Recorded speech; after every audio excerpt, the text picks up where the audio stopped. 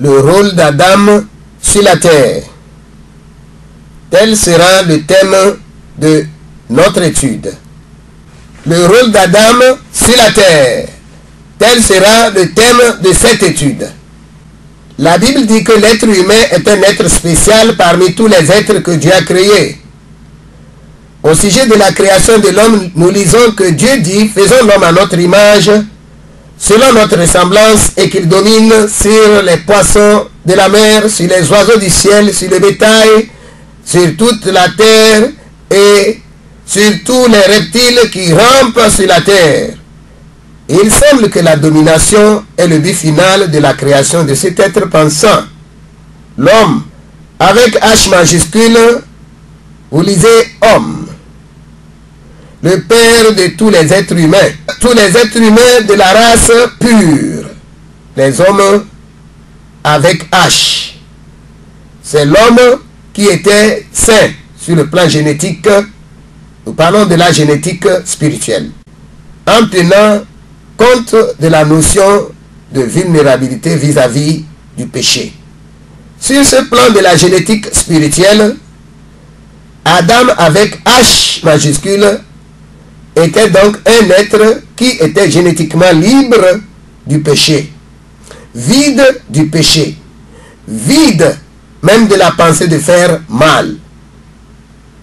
Il ne sait pas ce qu'est le mal. Il ne pouvait pas avoir une idée du type.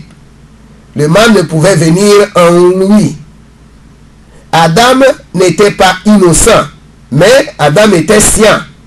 L'omniscience est un état trop bas. Dieu ne pouvait pas léguer l'univers à un être faiblement instruit. Nous disons que l'innocence, c'est un état. C'est l'état de quelqu'un qui n'est pas scient, qui ne connaît pas, qui n'est pas impliqué. Adam n'était pas innocent, parce que certains ont dit que Adam vivait sous le régime de l'innocence, avant le péché. Dieu ne travaille pas avec les innocents. Dieu ne travaille pas avec les innocents. Dieu a enseigné à Adam et Ève dans le jardin d'Éden en ce qui concerne le péché et comment ils devaient vivre par rapport à Dieu et par rapport au péché et à Satan. Nous lisons que Dieu a dit qu'il devait garder et cultiver le jardin. Cela suppose, cela dénote que Dieu a enseigné à Adam et Ève sur les dangers éventuels du jardin et de l'univers tout entier. Puisque Dieu a créé Adam quand Satan avait été déjà renvoyé depuis des millénaires. Depuis des millénaires, Satan a été déjà renvoyé du ciel. Et c'est plus tard que Dieu a créé Adam et Ève. Dieu ne peut jamais créer Adam et le laisser indifférent et ignorant des dangers qui le menacent. Le fait que Dieu dise à Adam dominer, tel que nous le lisons dans Genèse chapitre 1, le fait de dire à Adam dominer et assujettir toutes choses sur la terre présuppose et dénote que Dieu a enseigné Adam et Ève sur la démonologie, sur la présence de Satan et ses démons. Adam devait donc former Ève comme disciple, puisque Dieu a enseigné à Adam. C'est ce que nous lisons dans Genèse chapitre 1, versets 26 à 30 et dans Genèse chapitre 2, versets 15 à 17. Pendant ce temps-là, Ève n'était pas encore créée. La Bible montre clairement que le rôle de l'homme avec H, c'est-à-dire Adam, c'est de ressembler à Dieu. De ressembler à Dieu en toutes choses sur la terre. Adam donc a été créé à l'image de Dieu et c'est pas fini. Et à sa ressemblance. Donc, si Adam, l'homme initial, n'avait pas ces deux critères, il serait réduit à un animal comme tous les autres animaux. Comme nous le lisons dans 1 Corinthiens 2, chapitre 2, n'est-ce pas, le verset 14. L'être, bien sûr, l'être humain est un animal, mais un animal spécial, parce qu'il a quelque chose de plus que les autres animaux. Premièrement, il ressemble à Dieu, et deuxièmement, il a l'éthique de Dieu. la forme physique morphologique de Dieu et la forme éthique, l'éthique de Dieu elle-même est aussi en l'homme. Voilà ce qui fait de l'homme un être spécial. Adam donc est celui à qui Dieu a confié la gestion de l'univers. Dieu n'a pas confié la gestion de l'univers à Satan. La Bible veut nous dire par là que tout être humain qui perd son image et sa ressemblance à Dieu n'est plus fils de l'homme, c'est-à-dire un homme avec H majuscule. Mais un homme, l'homme qui perd ces deux éléments devient un être malade, taré. Tous les êtres tarés, c'est-à-dire les êtres qui ont une tare, un problème, sont des êtres dont Dieu a réduit la gloire. Dieu diminue la puissance.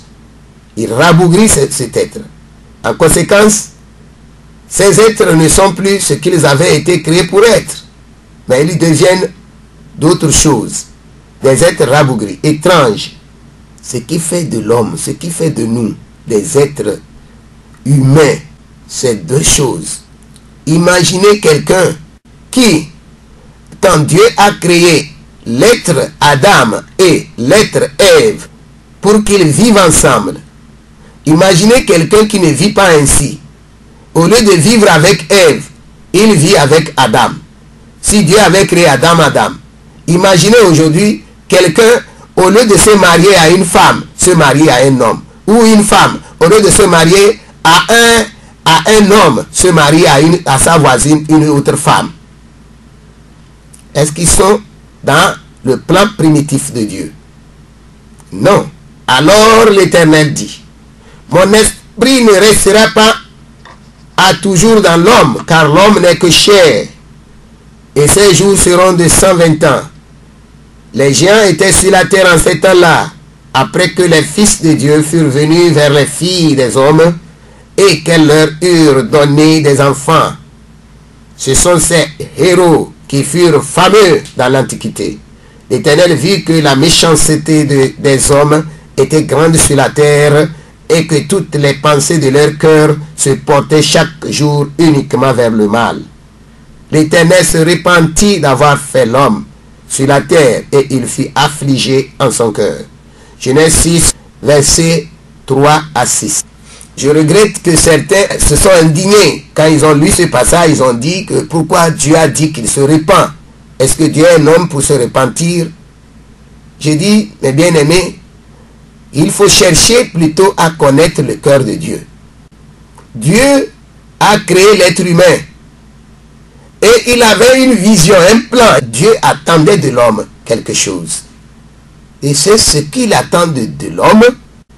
C'est que l'homme soit son ambassadeur, son remplaçant sur la terre. Et Dieu a créé l'homme. Et je ne sais pas avec quoi nous allons mesurer, nous allons comparer Adam quand Dieu l'a créé. La Bible dit que c'est un géant. Ce ne sont pas des êtres de 2 mètres ou de 1,50 m comme nous. Adam était créé géant sur la terre. C'est ce que la Bible dit. Et donc, quand ils ont péché, les démons ont commencé par se faire naître, par s'incarner dans des corps humains à travers la naissance. À travers la naissance, donc, les démons se sont fait incarner et ont été mis au monde. Et les démons se sont infiltrés au sein de la race humaine. C'est pourquoi, bien-aimés, nous disons que tout être humain souffrant d'une tare physique ou spirituelle devient un être malade. Les êtres humains qui portent des tares spirituelles sont appelés des humanoïdes. Tous les humains, par conséquent, ne sont pas des hommes avec un H majuscule. Mais ce sont des hommes avec H minuscule. Ça veut dire des hommes diminués, rabougris, rapetis, miniaturisés. Dieu a retiré la gloire sur l'homme et a diminué la durée de vie, la taille et beaucoup de choses sur l'être humain. après que l'homme a tourné son cœur vers le péché, Dieu a retiré beaucoup de choses sur nous. Pourquoi? Nous venons de dire que les démons se sont mis à entrer dans les grossesses des femmes. Et les démons sont rentrés, se sont habillés avec le corps, des corps humains, et vivent présentement parmi les hommes comme s'ils étaient des hommes. Et tout être humain, comment on reconnaît un être homme et un être humanoïde? Par le comportement, par votre éthique. Dieu a créé toutes choses, non pas en l'air. Il a créé toutes choses et il a écrit. Toute personne dont la vie, la raison n'est pas à l'image de celle de Dieu n'est pas un être humain authentique. Bien-aimé, qu'est-ce que l'image et qu'est-ce que la ressemblance? Nous allons étudier ces deux termes. Premièrement, quand nous parlons de l'image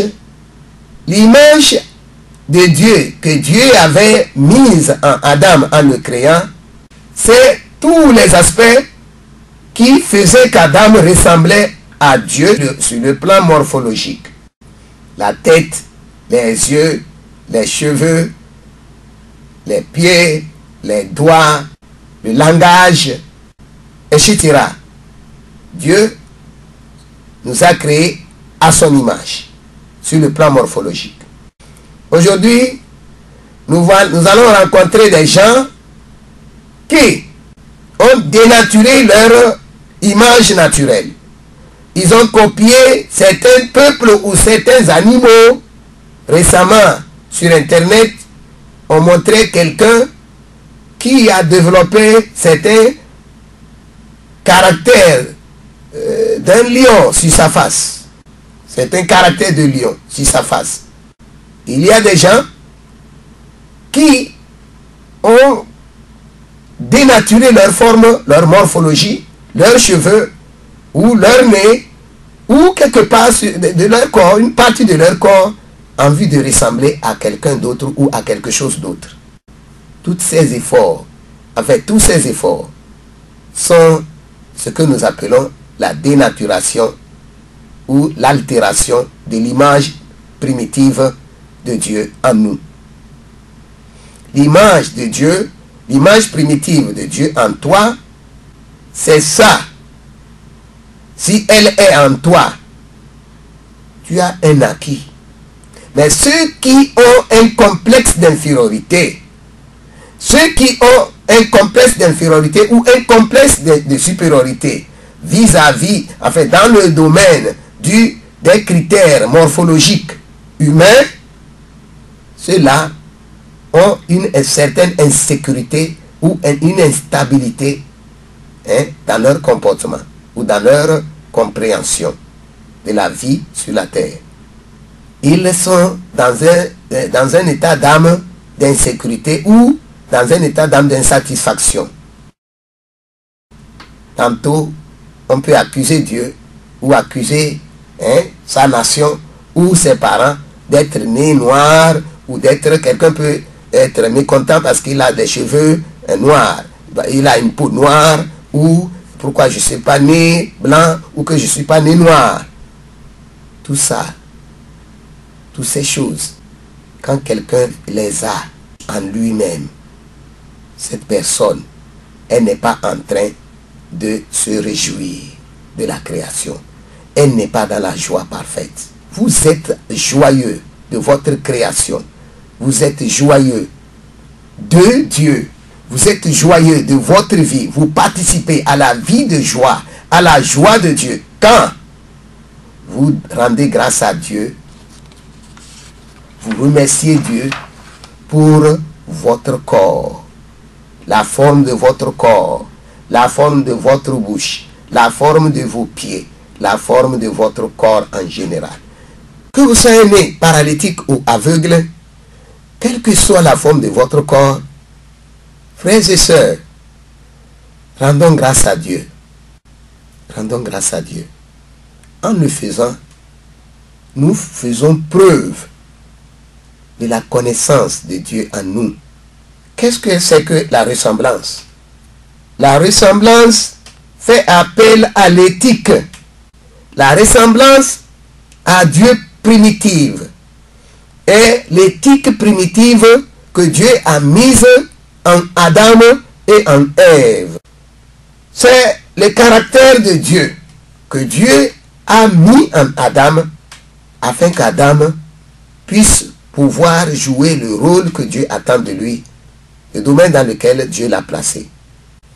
Qu'est-ce que Dieu avait fait pour que Adam ait une ressemblance à Dieu? Bien-aimés, ce que Dieu avait fait, c'est ce que nous lisons dans la Bible, que Dieu a donné des commandements. Il a donné un ordre suprême. Il a donné un ordre à Adam. Et quand Adam va se mettre à pratiquer, à obéir, à observer cet ordre-là, Dieu va voir que Adam est en train de marcher selon sa parole. Et quand vous marchez, quand Adam marche selon la parole de Dieu, il déploie, il montre, il déploie un caractère. Il développe un caractère. Et c'est ce caractère-là qui est l'éthique que Dieu veut en Adam. Pour ressembler à Dieu, ce n'est pas le Saint-Esprit en nous qui nous fait ressembler à Dieu. C'est la parole de Dieu. Si nous observons la parole de Dieu, si nous obéissons à la parole de Dieu, alors c'est en ce moment que nous on dit que nous sommes des croyants. Le Saint-Esprit nous aide à découvrir la parole. Le Saint-Esprit est un aide, est un assistant. Il nous assiste. Il nous aide. Mais nous-mêmes, nous devons réellement désirer cette aide-là. Nous devons désirer la parole avant que le Saint-Esprit ne vienne nous aider à soulever. Si nous ne faisons aucun effort pour aimer, pour nous approcher de la parole, le Saint-Esprit ne viendra pas prendre la parole et la mettre en nous. Le Saint-Esprit a déjà beaucoup fait. Celui qui a la parole de vérité en lui, celui qui a la parole de Dieu en lui, on dit qu'il a le caractère de Dieu. Ça veut dire que la personne a la parole, il connaît la parole et il la met en pratique. Il connaît la parole et il la met en pratique. Et c'est quand on connaît la parole et on la met en pratique qu'on déploie des actes. Et ces actes-là, c'est eux, ils dessinent un caractère. Tout ce qui ne contribue pas à la vie est péché. Tout ce qui ne contribue pas à la vie, tout ce qui est un mélange de vérité et de fausseté est péché. Le but pour lequel Dieu a créé l'homme, c'est quoi? Dieu a créé l'homme pour 3 buts. Premièrement, pour juger les rebelles. Le rôle d'Adam, c'était pour juger les rebelles. Adam avait été créé pour être ambassadeur sur la terre et juger les rebelles. Le deuxième rôle, c'est celui de dominer. Et le troisième rôle, c'est celui de reconquérir l'univers pour Dieu. Nous allons revoir cela étape par étape. Premièrement, le jugement. Comment comprenons-nous que l'homme, Adam, avait été créé pour juger le diable et ses anges? Tout simplement, nous devons remarquer que avant la création de l'homme, Satan était là sur la terre. Avant la création de l'être humain. Et l'être humain a été créé ensuite et l'être humain reçoit l'ordre sous le nez du diable et de ses anges. Adam reçoit l'ordre de dominer sur toutes choses, sur tout ce qui vit. En d'autres termes, les démons sont considérés comme morts parce qu'ils ont péché contre Dieu dans le ciel. Mais ils vivaient aussi dans les environs et ils étaient des esprits. Normalement, un esprit pouvait penser qu'il était supérieur à un être qui était encore dans son corps physique.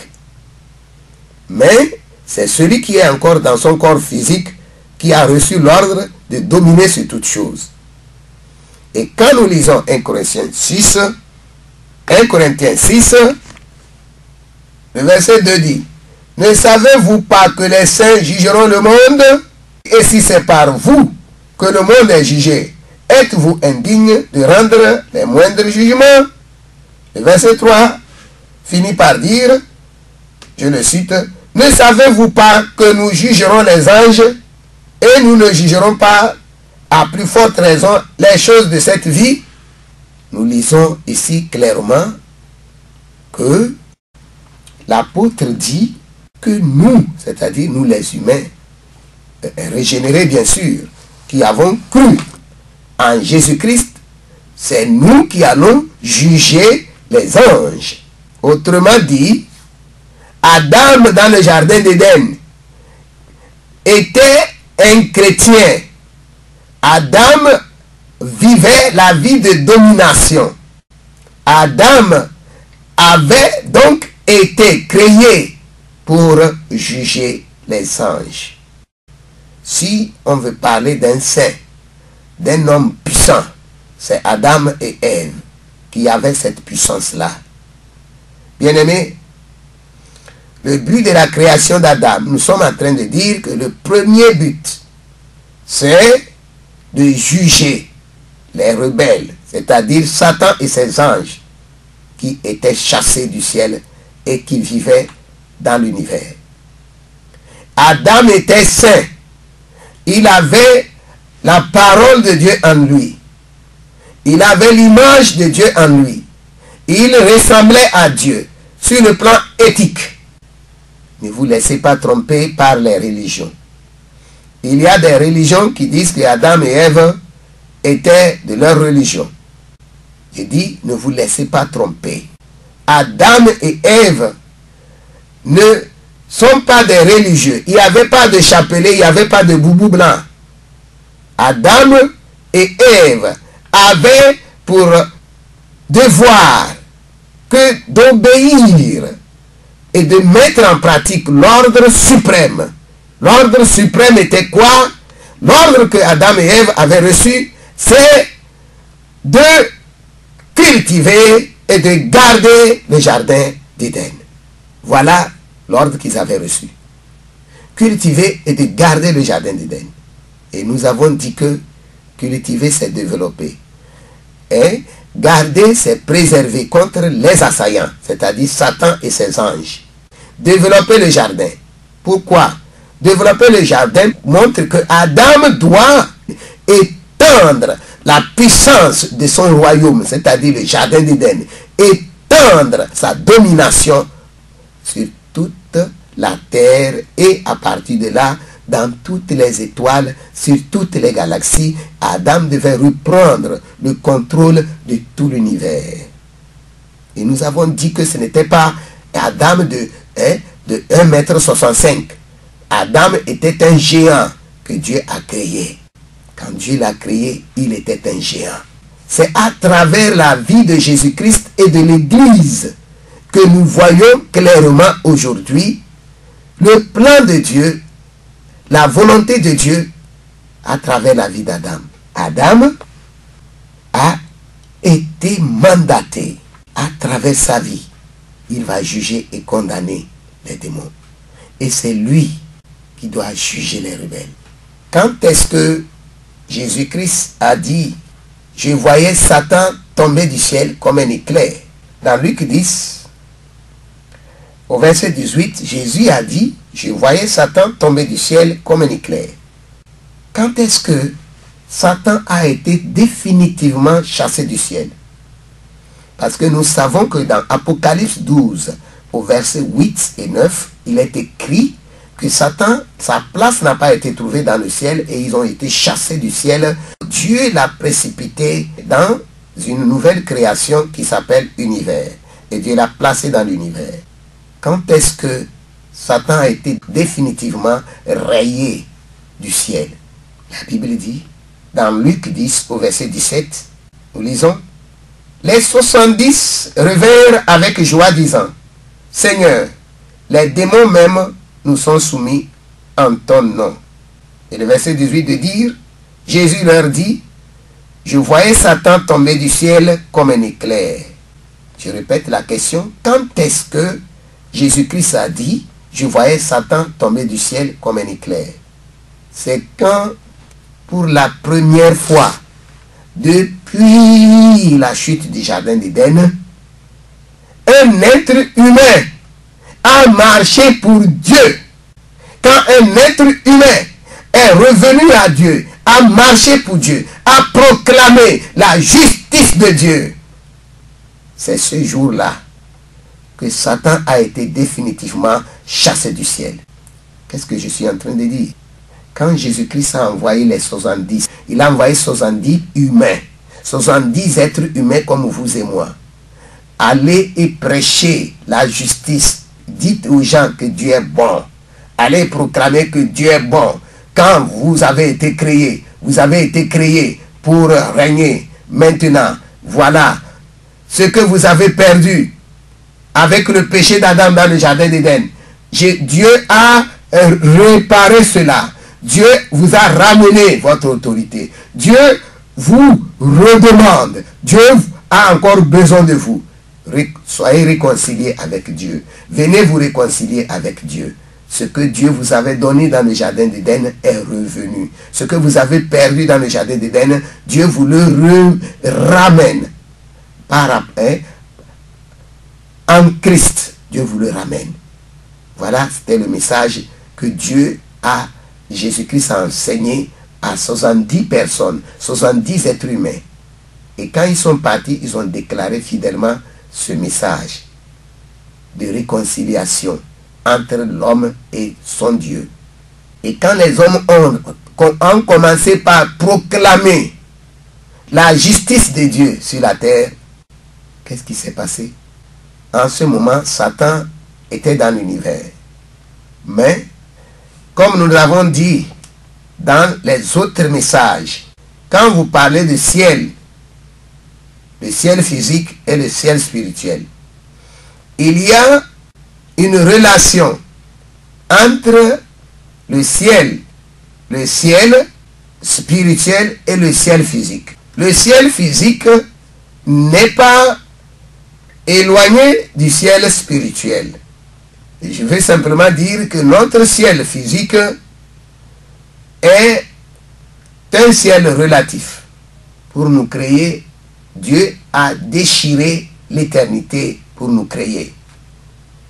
Donc quand Dieu a chassé Satan, il a miniaturisé, il a réduit ses potentialités, il a réduit sa forme et il a placé dans l'univers qui, en réalité, n'est pas éternel. L'univers est un domaine fini que Dieu a créé pour loger Satan, pour le rapetir et le classer, le mettre là-bas en attendant son jugement. Quand vous lisez Apocalypse 10, vous allez voir du verset 1 au verset 2 qu'un ange a posé son pied sur la mer et l'autre pied sur le continent. Ça veut dire que Satan, qui est un ange, et lui, Satan et tous ces démons ne pouvaient pas en réalité demeurer dans l'univers. Parce que l'univers est un domaine fini que Dieu a créé et qui n'est donc pas, qui ne pouvait pas contenir les anges. Donc Dieu les a réduits, a réduit leur forme et les a précipités. Il les a placés, il les a rapetis et il les a mis là-bas pour attendre, pour qu'ils attendent leur jugement. En attendant leur jugement. Donc qu'est-ce que nous sommes en train de dire? Le jour où l'être humain a sanctifié l'Éternel, a parlé de la justice de Dieu, ce jour-là, Dieu a définitivement réduit la potentialité qu'a Satan d'avoir une communication avec le monde de Dieu, le monde infini, Satan a été réduit. Et il a été, on dit qu'il a été chassé, il est tombé du ciel. Et dans Jean chapitre 12, verset 31 dit, maintenant a lieu le jugement de ce monde, maintenant le prince de ce monde sera jeté dehors.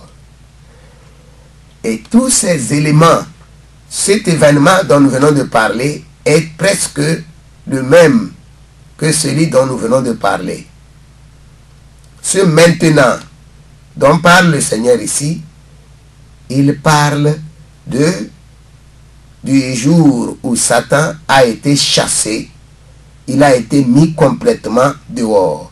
Il ne pouvait plus avoir accès au ciel éternel. Si tous ceux qui adorent, qui sont encore avec Satan, pouvaient savoir qu'ils sont bannis pour toujours de la présence de Dieu, qu'ils n'ont plus droit, qu'ils ne peuvent même plus, quand vous vous alignez dans une secte, dans une religion erronée, vous vous éloignez définitivement de la présence de Dieu. Parce que Jésus-Christ a dit que Satan a été jeté dehors. C'est-à-dire qu'il n'a plus accès au domaine paradisiaque. Le royaume de Dieu. Il ne peut plus avoir accès au royaume de Dieu. Nous reparlerons de ça quand nous reparlerons de Jésus-Christ et de son œuvre. Qu'est-ce que nous sommes en train de dire? Adam, le premier rôle que Adam devait jouer, c'est de juger les anges. C'est de juger Satan. C'est en Christ. Quand tu reçois Jésus-Christ, quand tu deviens chrétien, c'est-à-dire quand ta vie ressemble à celle de Jésus-Christ, non pas seulement par le fait d'être membre d'une église, non. Quand tu es engagé et consciencieusement, tu vis, tu essayes de vivre la vie que Jésus-Christ a menée. Et c'est ce que nous appelons la conscience du royaume. Quand tu as la conscience de Jésus-Christ, la conscience du royaume, tu juges Satan, tu juges les démons. Vous savez pourquoi les sorciers nous persécutent? Vous savez pourquoi les méchants ne veulent pas nous voir? Ta vie est un jugement. La vie de sainteté est un jugement.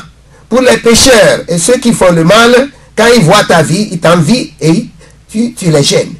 Bien-aimé, mais si tu es en paix avec les méchants, si tu es en paix avec ceux qui font le mal, si tu vis en paix avec ceux qui ne craignent pas Dieu, qu'est-ce que la Bible dit? Dans le psaume 1, verset 1 à 3.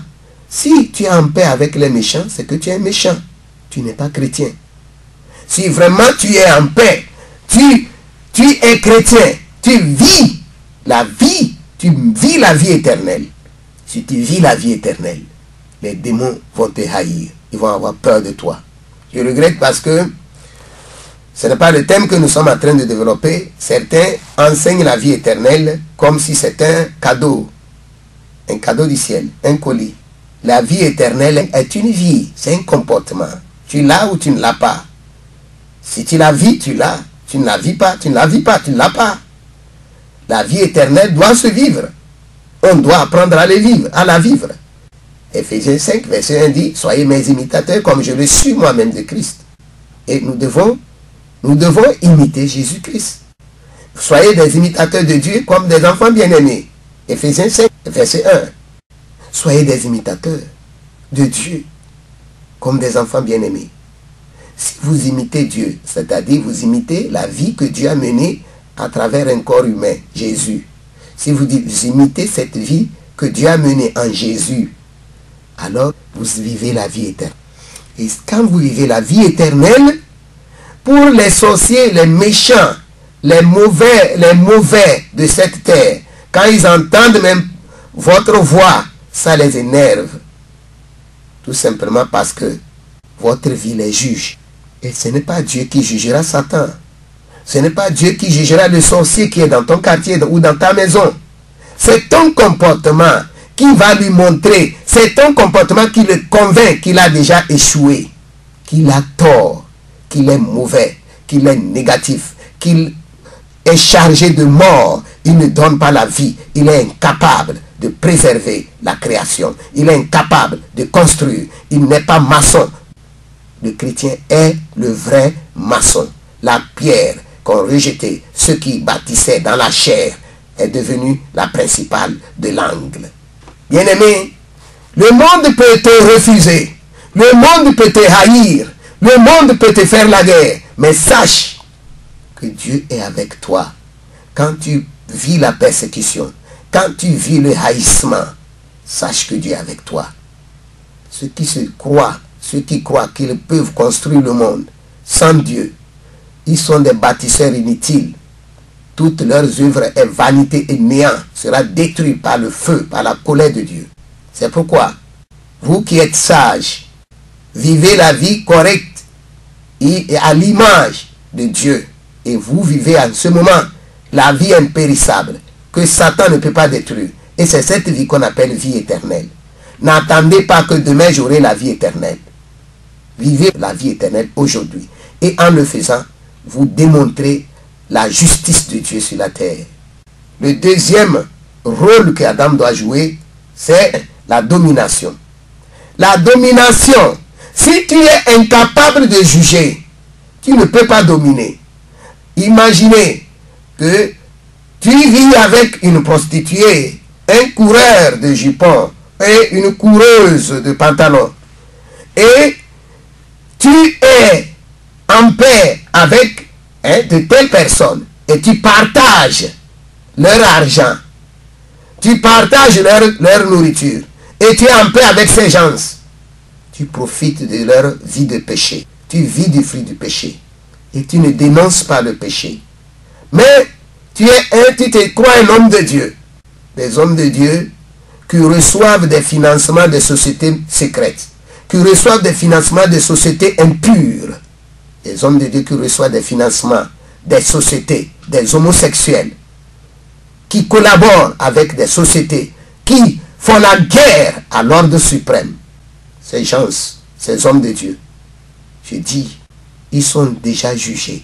Ils n'ont aucun impact. Vous ne pouvez pas avoir un impact sur le monde rebelle actuel.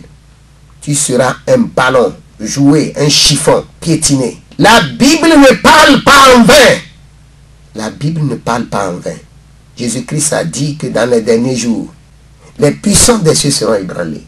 Et vous vivez les tremblements de terre, les crises économiques et beaucoup de choses actuellement. Qu'est-ce que Dieu a dit à propos? Il a dit, mais le juste vivra par la foi. Le juste vivra par la foi. C'est ce que nous lisons dans Joël 2. Le juste vivra par la foi. Il dit, malgré tout ça là, le juste va vivre par la foi. Ça veut dire que les problèmes peuvent venir dans le monde. Mais bien aimé, même la Bible prévoit que même les eaux et les montagnes peuvent chanceler. Notre planète peut se mettre à tanguer. Si tu as Christ, ne tremble pas. Écoutez, même si nous mourons, nous, Jésus gagne notre âme. Quand je meurs, et je sais que je suis vraiment, réellement né de nouveau, Jésus, c'est Jésus qui gagne mon âme. Elle ne se perd pas. Pourquoi craindrais-je? Je dis, pourquoi craindrais-je? Quand tu vis une vie, la vie éternelle, tu ne vis pas la vie saccadée. Tu vis la vie éternelle. Une vie de conscience. Tu vis dans la conscience du royaume de Dieu. Tu vis consciemment dans le royaume de Dieu. Je ne vis pas par hasard. Et puis, je dis, par hasard, je serai dans le royaume de Dieu. Ce n'est pas ça, la vie éternelle. Si ton pasteur te prêche que la vie éternelle, c'est par hasard. On vit par hasard et peut-être demain, on aura le royaume. Ce n'est pas ainsi. La vie éternelle, c'est une vie de conscience. C'est une vie consciencieuse. Jésus n'est pas venu pour parler aux inconscients. C'est des gens conscients. Jésus parlait aux conscients. Et dit, soyez donc parfaits, comme votre Père Céleste est parfait. Matthieu 5, 48. Jésus n'est pas venu pour rassembler des inconscients qui vivent une vie désordonnée et qui espèrent qu'à la fin, Dieu va leur octroyer l'entrée dans leur paradis. Et c'est ça qu'ils appellent la foi. La vie éternelle, c'est une vie, c'est un caractère, c'est un déploiement de la volonté. si tu déploies dans ta volonté, dans le sens de la volonté de Dieu, tu vis, tu démontres que tu sais, tu es conscient de la vie éternelle. Et quand tu vis cette vie-là, tu domines, tu es vainqueur. La Bible dit, dans Matthieu 11, verset 12, depuis le temps de Jean-Baptiste jusqu'à présent, le royaume des cieux est forcé, et ce sont les violents qui s'en emparent. Quand Dieu a créé Adam et Ève, remarquez dans Genèse chapitre 1, le verset 26 jusqu'au verset 30, c'est Dieu n'a pas dit, Adam, bon, je souhaiterais que tu domines. Adam, je souhaiterais que, bon, si tu peux, dominer, j'aurais voulu que tu domines sur les poissons, sur les oiseaux, sur, je souhaiterais. Non, c'est pas ainsi que Dieu a parlé à Adam. Il a parlé avec assurance et avec autorité. Et Dieu a décrété, domine. Déjà dans le jardin d'Éden. Et que dire de nous, notre génération aujourd'hui? C'est pourquoi aujourd'hui, quand Jésus-Christ est venu, Satan est jaloux et il est énervé. Pourquoi Dieu est devenu un être humain pour venir parler à l'homme? Parce que Satan, nous le verrons encore dans les autres messages, que Satan est un mauvais juge. C'est un juge inique. Et Jésus l'a appelé juge inique. Nous le verrons plus loin dans les autres messages. Toi qui n'observes pas la parole, pourquoi juges-tu les autres et disqualifies, même tu es porté même à disqualifier certains, à calomnier, à faire des rapports, des mauvais rapports sur la vie des gens? C'est le caractère de Satan. Un juge mauvais. Lui-même, il ne peut pas faire, mais il accuse les autres de ne pas faire. Donc, aujourd'hui, quand Jésus-Christ est venu dans le monde, Satan a dédoublé sa puissance. Il a encouragé les démons à tenter l'impossible dans la vie de chaque être humain. C'est pourquoi tu vas remarquer que tu fais des efforts, mais c'est comme tu n'arrives pas. Tu fais des efforts, mais c'est comme tu ne fais pas d'efforts. Ne te décourage pas. Personne sur la terre, aucun chrétien ne se qualifie. C'est comme ça chez tout le monde. Efforce-toi. Continue. Ce sont tes efforts-là. Ce sont tes efforts-là qui font la différence. Si tu cesses de faire des efforts, tu es alors vaincu. La Bible dit, celui qui persévérera jusqu'à la fin, c'est celui-là qui sera sauvé. Il ne faut pas cesser de persévérer. C'est la seule chose. Dieu sait que la perfection, c'est difficile. Mais le parfait, le chrétien parfait, le chrétien qui dominera, c'est le chrétien qui veut dominer. C'est lui, celui qui désire, qui a un petit désir dans son cœur de dominer le péché. Et quand on dit dominer, quand Dieu dit de dominer, la première chose que tu dois dominer, c'est le péché. Tu es dominateur, alors montre cela en dominant le péché. C'est le péché que tu dois dominer. Et quand tu domines, tu vis la vie éternelle.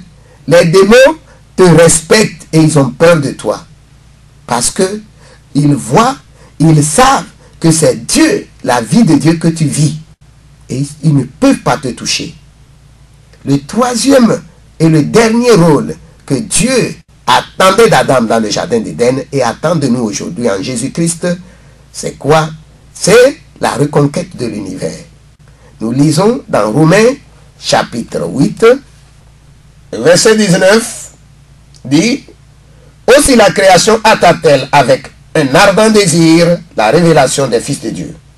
Le verset 20 dit, car la création a été soumise à la vanité, non de son gré, mais à cause de celui qui l'y a soumise, avec l'espérance qu'elle aussi sera affranchie de la servitude de la corruption pour avoir part à la liberté de la gloire des enfants de Dieu. Or, nous savons que jusqu'à ce jour, la création tout entière soupire et souffre les douleurs de l'enfantement. Romains 8, 19 à 22. Même, vous pouvez lire jusqu'au verset 24. La création a été prise. Dans les messages précédents, nous avons montré comment Satan a placé ses anges partout. Quand Adam et Ève ont été créés, ont été placés dans le jardin d'Éden, qu'est-ce que Dieu attendait? Dieu avait créé l'univers et il a placé Satan et ses anges dans cet univers. Et Dieu avait submergé l'univers d'eau. Et cela rendait la vie compliquée à Satan et à ses anges. Et l'Esprit de Dieu était à la surface des eaux et contrôlait tous les mouvements de ces démons.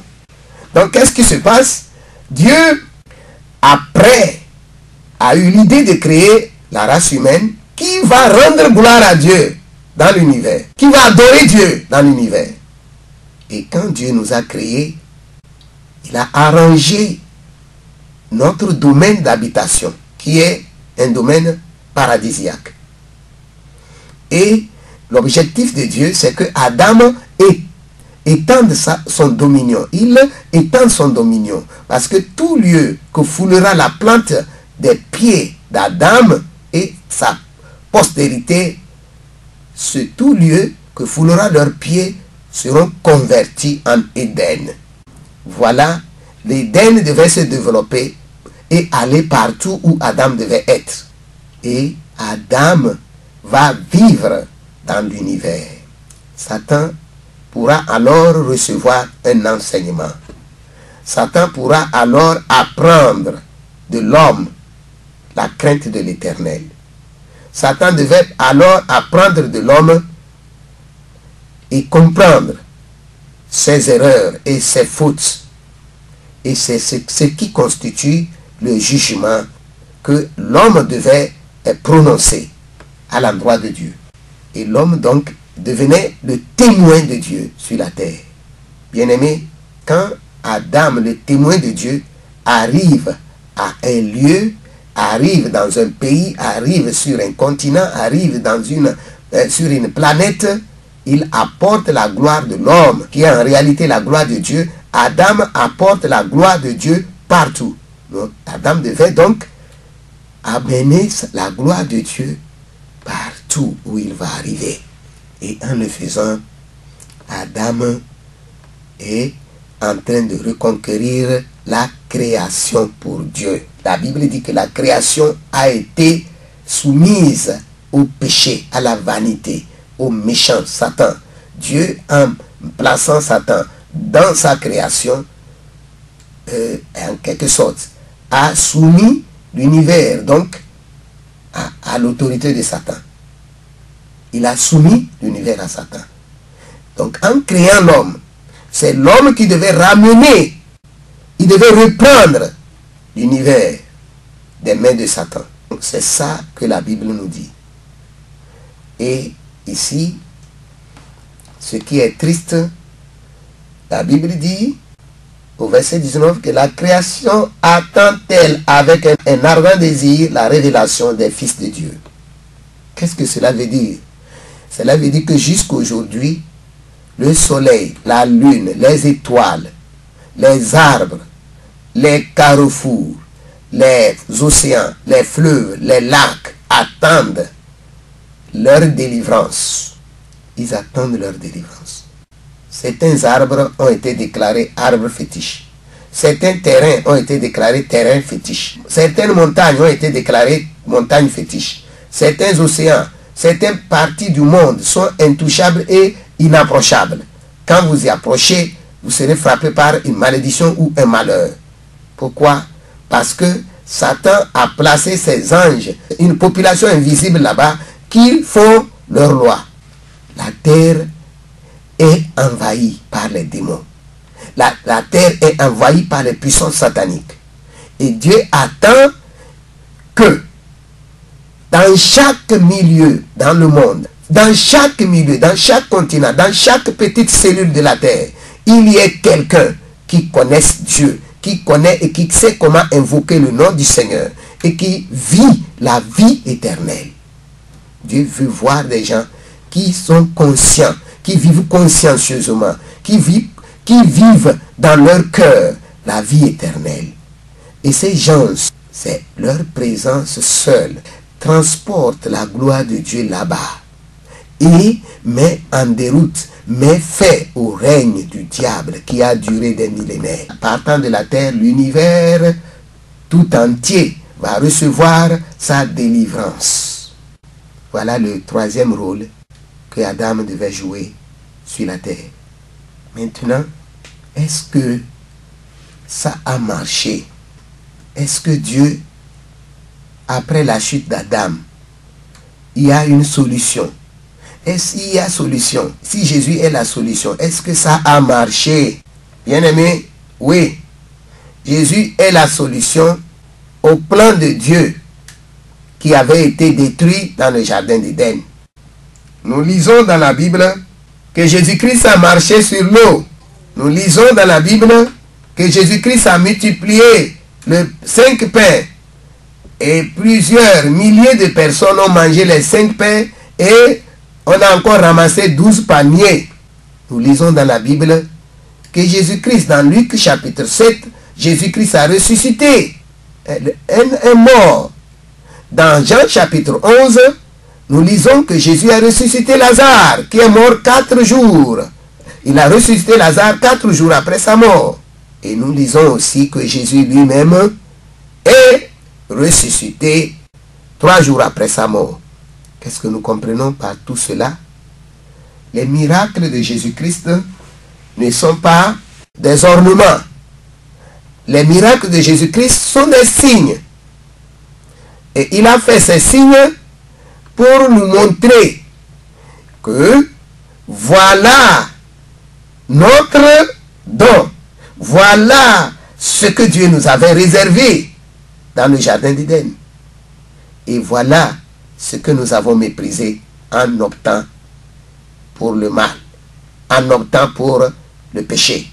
Jésus-Christ donc est venu en tant qu'être humain pour vivre la vie éternelle. Il a vécu la vie impérissable pour montrer à la race humaine, voilà si vous vivez cette vie-là, voilà ce qui vous attend. Vous serez immortel. C'est une vie impérissable. Donc Jésus a redémontré la vie d'Adam. C'est pourquoi dans 1 Corinthiens chapitre 15, verset 45, la Bible dit que Jésus-Christ est le dernier Adam. Le dernier Adam. Pourquoi dernier? Après Jésus-Christ, il n'y a plus de chance pour celui qui se prive de cette chance-là. Il n'y a plus de chance. Jésus-Christ n'est pas venu pour inaugurer une religion parfaite. Non. Jésus-Christ n'est pas venu pour instituer des mafias chrétiennes. Non. Jésus-Christ n'est pas venu pour instituer des organismes chrétiens. Non.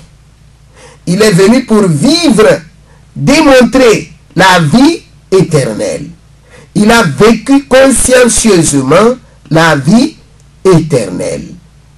Il n'a pas vécu une vie saccadée et après son Père l'a ressuscité. Non. Il est ressuscité parce qu'il a vécu la vie éternelle.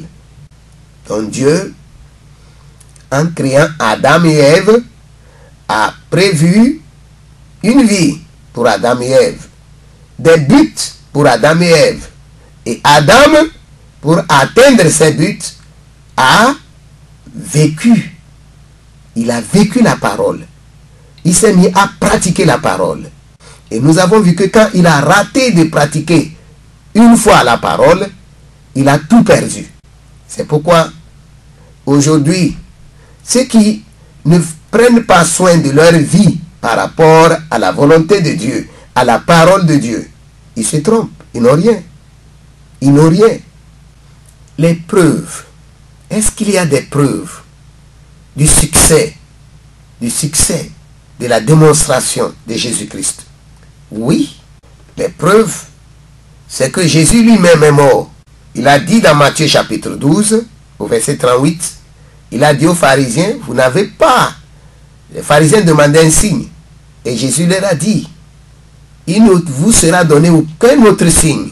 Le signe que Dieu va vous donner, c'est que le Fils de l'homme, il parle de lui-même, va faire 3 jours et 3 nuits dans le sein de la terre, comme Jonas a fait 3 jours et 3 nuits dans le ventre du poisson. Et effectivement, Jésus-Christ est mort. Comment est-il mort? Il a été martyrisé, il a été tué. Et il est mort en bénissant ses ennemis. Il priait pour ses ennemis quand il est mort. Donc Jésus-Christ a prouvé, il a montré qu'il est mort joyeux. Il n'est pas mort en maudissant ses ennemis. Il était conscient du royaume. Il était conscient du royaume. Et c'est ça, la conscience du royaume. C'est ça, la vie éternelle. Il vit une vie éternelle. Et il avait foi qu'il vit une vie éternelle. C'est pourquoi il ne pouvait pas maudire ceux qui le tuaient. Il était sûr, parce qu'il a vécu la conscience du royaume. Il a vécu dans la conscience du royaume. Bien-aimé, Satan se laissera-t-il faire si les hommes voyaient ce chemin? Si quelqu'un, à travers ce message ou la lecture de la Bible, se mettait à réellement chercher la pratique de la vie éternelle dans sa vie, de la vie impérissable, de la vie de droiture, de la vie de justice. Si quelqu'un cherchait à pratiquer la vie de justice aujourd'hui, qu'est-ce que Satan va faire? Est-ce que Satan sera content de celui-là? Est-ce que Satan pourra le détruire? Je dis non. Satan ne peut pas détruire celui qui comprend et qui se met à pratiquer la vie de conscience, la conscience du royaume, la vie, la pratique de la vie éternelle. Si quelqu'un se met à la pratiquer, à la vivre, à la réaliser dans sa vie, il est immortel. Jésus dit, les portes du séjour des morts ne prévaudront pas contre elle. Ça veut dire que les démons peuvent se rassembler, comploter, préparer des coups. C'est pourquoi, c'est ça le sens des portes. Les portes, c'est aux portes des villes que dans l'ancien temps, on réglait les affaires. Donc Satan et ses démons tiennent des conseils. Ils peuvent tenir des conseils contre toi, mais ils ne vont jamais te vaincre. C'est ce que cela veut dire. J'ai dit que si tu es conscient de la vie que Dieu te réclame, veut de toi, tu es immortel. Tu vis la vie éternelle. Donc Satan, pour empêcher cela, multiplie des coups. Aujourd'hui, les médias nous parlent de nouvel ordre mondial. Écoutez, Satan sait bien ce qu'il attend et il sait bien ce que Dieu nous réserve. Si on parle d'un nouvel ordre mondial, est-ce que nous nous sommes une fois posé la question de savoir quel était l'ancien ordre mondial? Pourquoi un nouvel ordre mondial pour notre génération? Et qu'est-ce que nous voyons arriver? Nous sommes en train de voir que dans certains pays même, quand tu parles mal des homosexuels et des lesbiennes, tu seras arrêté. Je dis, tu seras arrêté.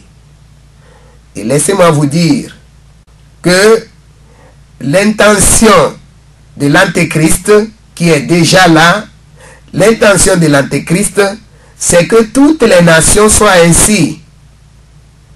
Et ils ont pompé de l'argent, et ils ont pompé des milliards pour l'arrivée du nouvel ordre mondial. En principe, qu'est-ce que c'est que ce nouvel ordre mondial? En termes simples, le nouvel ordre mondial est la volonté des humanoïdes, c'est-à-dire les démons qui ont pris corps, qui vivent, les démons qui vivent, qui ont incarné ou qui ont possédé les humains, tous les possédés du monde. Ils veulent que cette vie rebelle, cette vie de rébellion soit popularisée, soit officialisée. Ils veulent détruire ce que nous avons dit au départ dans ce message, la ressemblance à Dieu. Ce qui fait que tu ressembles à Dieu. Ils veulent détruire ça dans ta vie. Vous voyez comment Genèse 1, verset 26 est tellement puissant. C'est ça, c'est le contraire de Genèse 1, 26 là, qu'ils cherchent à réaliser. Et c'est ça qu'ils appellent le nouvel ordre mondial. C'est un ordre destructeur. Et le diable qui est derrière tout cela met dans le cœur des hommes une certaine joie pour réaliser ce nouvel ordre mondial. Et les hommes sont engagés à réaliser son avènement. Et Satan utilise les pays puissants, les grandes puissances. Et c'est à partir de là que les modes, et beaucoup de choses, les produits, l'industrie de Satan, c'est à partir de là que l'industrie de Satan fabrique toutes sortes de machines et d'appareils pour distraire l'homme et le déconscientiser sur le royaume. De sorte que même les élus de Dieu, même les enfants de Dieu, ceux qui aiment Dieu dans leur cœur, se mettent même à oublier la pratique de la vie éternelle dans leur vie. Le nouvel ordre mondial, c'est l'ordre de la bestialité. Ce n'est pas l'ordre divin. Ce n'est pas l'ordre suprême.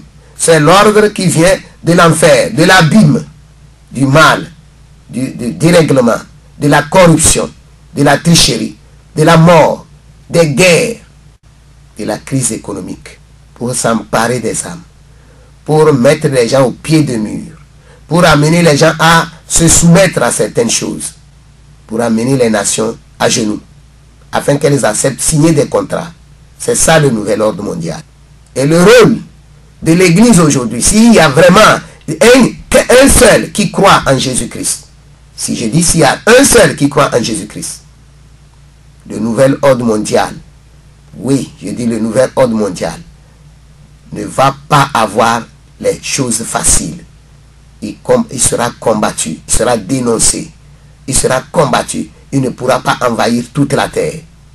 Si nous sommes chrétiens, nous devons ouvrir maintenant nos yeux pour voir clairement tout ce qui se dit et tout ce qui se fait.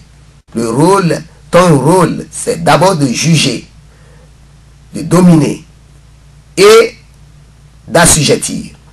Le Seigneur dit au jeune Jérémie, si tu es réellement, toi qui m'entends, si tu es réellement chrétien, si tu es réellement un militant, si tu portes le fardeau du royaume, si tu as la conscience du royaume, Dieu t'appelle à démanteler, à détruire le nouvel ordre mondial. La Bible dit que Dieu a dit à Jérémie, regarde, je t'établis aujourd'hui sur les nations et sur les royaumes pour que tu arraches, que tu abattes, pour que tu ruines et que tu détruises, pour que tu bâtisses et que tu plantes. Voilà, nous venons de lire Jérémie chapitre 1, le verset 10. Tout ce que le mal, les méchants, les humanoïdes, les hommes sans foi ni loi, des hommes méchants qui méprisent la parole de Dieu, qui vivent des vies saccadées, tout ce qu'ils vont construire est à abattre. Tout ce qu'ils vont construire est à abattre. Et si tu es chrétien, dans un service quelconque, tu es chrétien, dans un service quelconque, quoi que tu sois, sois le meilleur. Sois calqué, que ta vie soit à l'image de Dieu. Que ta vie ressemble à celle de Jésus-Christ. Efforce-toi, la Bible dit, c'est par votre persévérance que vous sauverez vos âmes.